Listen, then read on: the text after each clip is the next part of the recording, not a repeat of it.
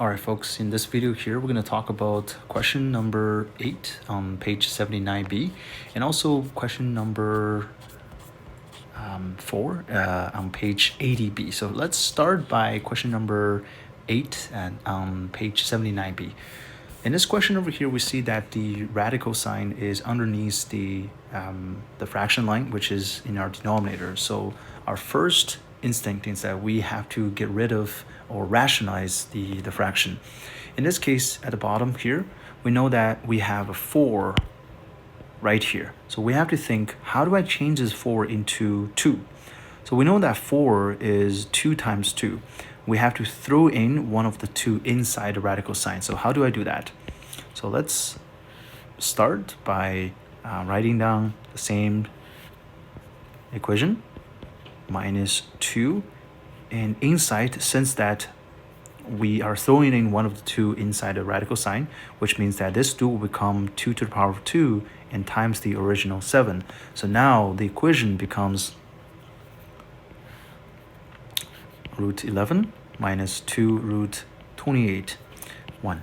So if you analyze this radical sign over here, you notice that this is actually root 7 to the power of 2 plus root 4 to the power of 2, and which root 7 times root 4 is actually equal to root 28, so it's perfect, right? So in this case, according to what we learned before, let's erase this, good. According to what we learned before from the examples over here, we know that at the bottom, I can change this into root 7 minus root 4. If you're still a little bit hesitated, how do you change from here all the way to here?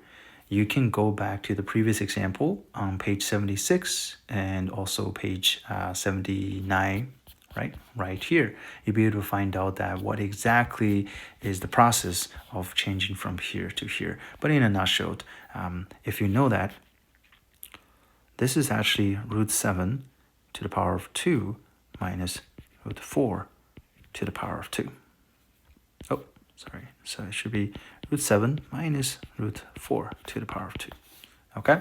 And since there is a radical sign above that, that's why this becomes root 7 minus root 4 at the bottom.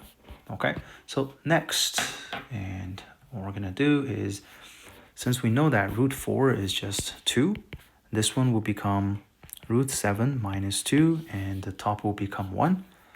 And we need to rationalize this one more time. So what we're going to do is that I'm going to multiply both sides by root 7 plus 2 instead. This is to utilize the difference of square formula. So this becomes root minus 2, and this becomes root 7 plus 2. And on the top becomes root 7 plus 2 as well. All right, so the top will still become root 7 plus 2, and the bottom will become root 7 to the power of 2 minus 2 to the power of 2, which is equal to 7 minus 4, and the top is root 7 plus 2.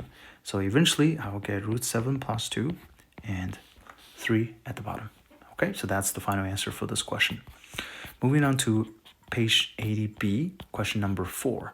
I've written down a couple of things over here, but what we're trying to do is that we see all these radicals at the denominator, right? So for this one, we have to multiply by root 3 minus root 6. For this one, we have to times it by root 6 minus root 2. And for this one, we have to multiply by root 3 minus root 2. So let's see what we're getting after we multiply everything. So for the first equation over here, we have at the bottom, we have, since we know that if the bottom, right, root 3 plus root 6 times it by root 3 minus root 6, I will actually get root 3 to the power of 2 minus root 6 to the power of 2, so which becomes just 3 minus 6. So I'm just going to simplify it to put it down as 3 minus 6. On the top, however, is the original radicals multiplied by root 3 minus root 6, and so on and so forth for the others as well. So pay attention to the sign. This is minus and this is plus, right? So the next one will become 6 minus 2, as you can see, and 6 and 2 over here. 4 root 3 times root 6 minus root 2 plus 3 minus 2 root 6 times root 3 minus root 2. Then all we need to do is to simplify the bottom part, which becomes negative. This is 3 over here. If you multiply this inside and multiply that inside, you should be getting 3 root 6 minus 6 root 3. And then minus, you do the same thing over here.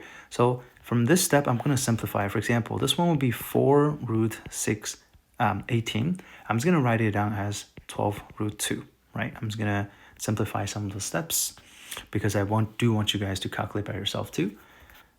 So this will be 12 root 2 minus 4 root 6 over 4 plus 3 root 2. 3 times 6 is 18. Yeah, perfect. Minus 2 root 3. 2 times 6 is 12. So take that, okay, good, over 1. All right, eventually, if you get rid of all the, right, if you do the reducing, the 3 and reduce with that, and 6 reduce with the 3, so you have negative root 6. Remember to change the sign. Plus 2 root 3 minus 3 root 2 plus root 6 plus 3 root 2 minus 2 root 3. As you can see, this will cancel out, this cancels out, this also cancels out, so the answer will be just 0. So that summarizes page 80 and also page 79. If you have any question, please let me know. Thank you.